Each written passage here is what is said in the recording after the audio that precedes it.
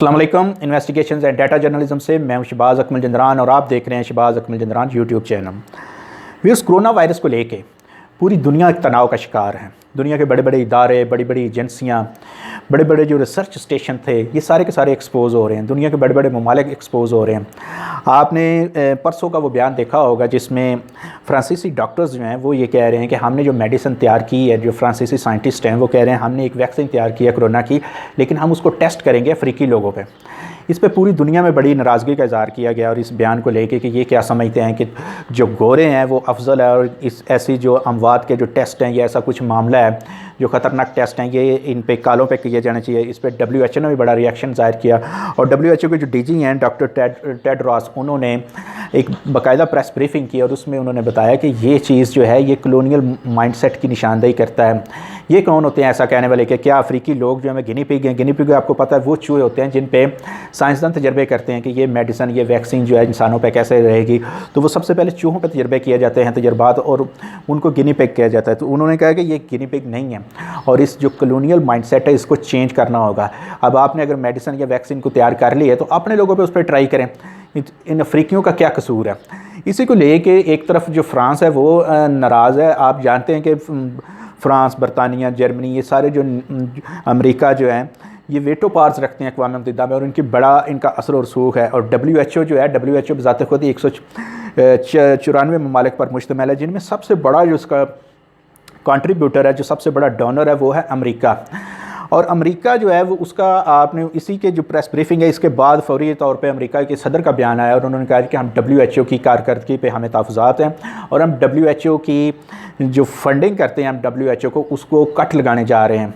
यानी कि ये एक बहुत बड़ी खबर थी कि अमेरिकी सदर ने ऐसा कहा और उन्होंने कहा कि ये कोरोना वायरस की जो ज़िम्मेदारी है, इसके फैलाव की ज़िम्मेदारी ये भी WHO पे आयद होती है, क्योंकि WHO जो है कई माह पहले से ये जानती थी कि ये एक वायरस जो है वो आ चुका है, लेकिन इसको WHO इसको बड़ा लाइट लिया और हत्ता कि WHO ने 30 जनवरी को दुनिया में कोरोना वायरस की बायस हेल्थ एमरजेंसी अनाउंस की, लेकिन 31 जनवरी को WHO कह रही है कि दुनिया को अपने बॉर्डर खुले रखे और लोग आते जाते रहें, कोई इशू नहीं है।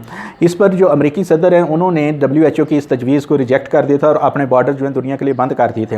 हालांकि अमेरिकी सदर के इस ऐलान के बाद भी करीब 4,30,000 से ज़्यादा अमेरिकी जो हैं वो बाहर से आए जो और बॉर्डर्स जो हैं वो खुले रहे। लेकिन इसको लेके डोनाल्ड ट्रंप जो हैं वो बहुत नाराज़ दिखाई दे रहे हैं और उन्होंने कहा जी कि हम WHO की इमदाद जो है वो कम कर देंगे और मामले की छानबीन करेंगे, इन्वेस्टिगेट करेंगे कि WHO ने इस सारे कोरोना के अमल में ताख़ीर क्यों की। कोरोना जो इसका जो फैलाव है ये WHO की नाअहली की वजह से है।